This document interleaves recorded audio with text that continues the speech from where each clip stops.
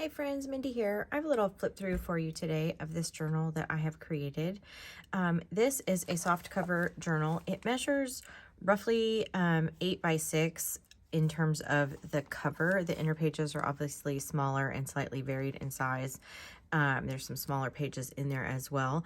And it's a fabric cover but it's a soft cover. I used actually some like Amazon packaging, like the crinkly one. So if you like that kind of sound and texture, this journal definitely has that.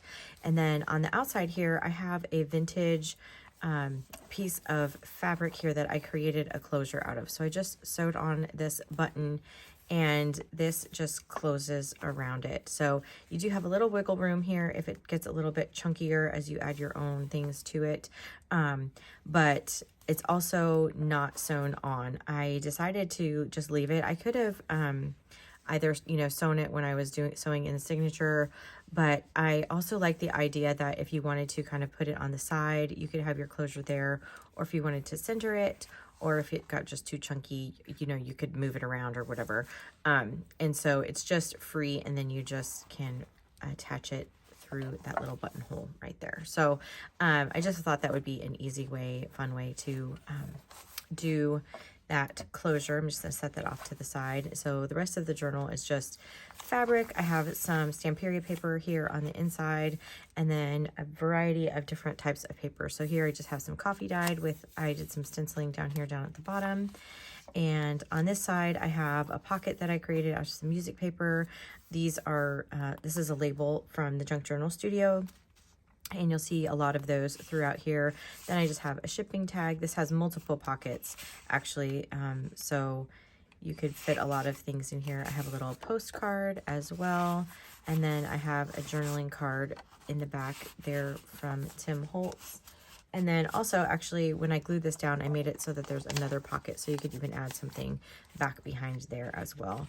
This is some Tomoe River paper here. I love this paper. It's just got a good feel, and it's a coated paper, so it does a lot of fun things with inks and things. So I just added this little bit of lace over the top, and then this is just a paper trim. This is cut from a Tim Holtz die. And I have another little piece of coffee dyed paper here. I have some music paper here, and then I created this pocket quite a long time ago, actually. And then I added this label from Junk Journal Studio, and then just put some different tags in here. This is a Tim Holtz journaling card, and then just a tag that I had created, and just created kind of a double pocket that way. On this paper, this Braille paper, I added this little pocket that I had created, and a little tag as well with some writing space on the back. Again, some Junk Journal Studio. So these are Tim Holtz. So just kind of a variety of different things. Using this was Junk Journal Studio as well. Just trying to use a variety of different things here. This is actually a vintage check. This came in an old House of Books subscription that I had. So I had that just clipped in here so you could kind of put it wherever you wanted to. And then you have a lot of writing space with these coffee dyed papers. And I just used a doily stencil up here just to give this a little bit more interest, but so you can still write on this full page if you want to.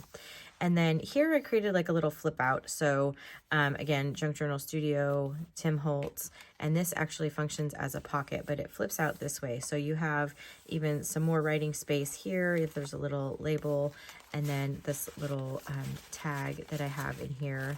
I'll just open it up. It's not wanting to come out. There we go. Okay, can't get it out. I left the strings on here. If you didn't want those, you could certainly trim those down. I just think they're fun. So this is just some craft paper that I had. Again, a Junk Journal Studio label, and then that just gives you some writing space. And I made this center one into a pocket, but this edge right here, you could put a tall, skinny tag in there as well. And then I added a piece of, this is the leftover Stamperia paper from the cover, and I put that here and made a little side tuck for another tag, a nice tall tag, so you have a lot of writing space there. And I did that to kind of reinforce this dictionary page, just because of this extra, was kind of heavy, this little flip out here. And then on this side, again, you could put it's a little pocket here if you wanted to add a tag. I just didn't put anything in there. And then I added a library card just tucked in there. This is some onion skin paper with some trim on there. Again, another piece of Tomoe River paper. This is some dyed ledger. And then some more coffee dyed paper, again, with that stencil on there. Then another sheet of dictionary paper where I've just added another pocket that I created out of some hymnal paper. And then I just have it stuffed with a bunch of different things. So little Tim Holtz flashcard, another little shipping label. This is actually from Your Creative Studio. Journaling card, a journaling card from Tim Holtz, and then a tag that I had created. So lots of things that you could put in that little pocket. And then here's another beautiful braille paper. And then I just loved the font and everything here. So I just left this page pretty simple, added a trim to the edge.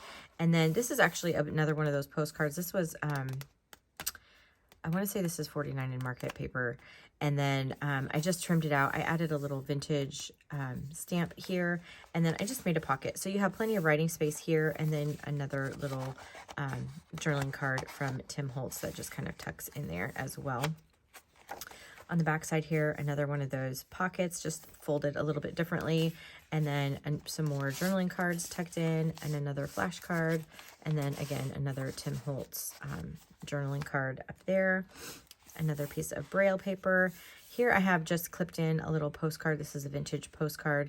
I just like the colors of that. And it does have a space on the back that you could certainly use as journaling space. And then I clipped it in so that if you wanted to move it around in the journal, you could certainly do that. And then on this page, here's another pocket I created out of, this is just some book paper. And I just filled the little pockets. Here I have a couple tickets, a little tag, like a tall skinny tag here, and then a journaling card tucked in this side pocket. And then I glued this down as a tuck so that you could add even another journaling card. And then of course, even back here, you'd have plenty of writing space. So this journal has a lot of space to do writing in if you're interested in that. The whole back page here. This is that other piece of ledger. I did double this back. I just didn't want to cut the whole thing. So this is kind of folded on itself to reinforce this edge. And then I have a Tim Holtz journaling card here. Again, this is a Junk Journal Studio label. And then some more of the Tomoe River paper with some trim. Here's another pocket I created out of some book paper and a Tim Holtz piece of ephemera. And then I just have a journaling card tucked in there as well. Some more dictionary paper, another pocket with another Tim Holtz journaling card in there, and then coffee dyed, again with some trim on there. And then another little pocket that I created holding a little tag as well with some Tim Holtz ephemera on that one. And that's just on that braille paper. And then here is another, I had originally thought this was going to be a tag, but I ended up just using it as like a side tuck here. So this was some texture paste and some old scrapbooking paper. That's actually just a craft paper. And then I have a journaling card tucked in there as well.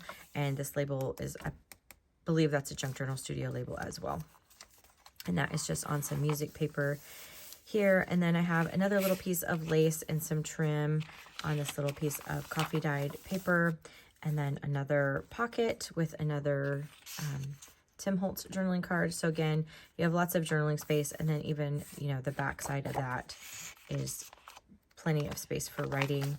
And then over here, I used one of the, I have some of these Tim Holtz journaling cards, and some of them are just a little slightly bigger than some other ones, which some of them were just were from an older release, I think. And then so I used one of those for the bigger side tuck here, and then I added another one in here as just journaling space. So again, you'd have space to write here on the card, on the paper itself, and then again a Junk Journal Studio label here, and then just down here on this last piece of coffee dyed paper, I just added a little like a vellum sticker. This was, I believe, a House of Books.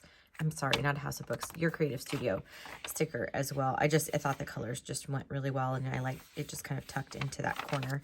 And then the last page is just the coffee dyed. So again, there end up being like 56 pages in this journal.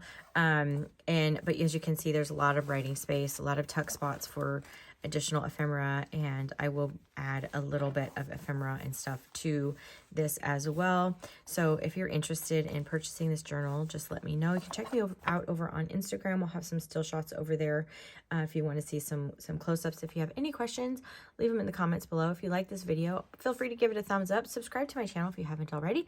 And until next time, bye.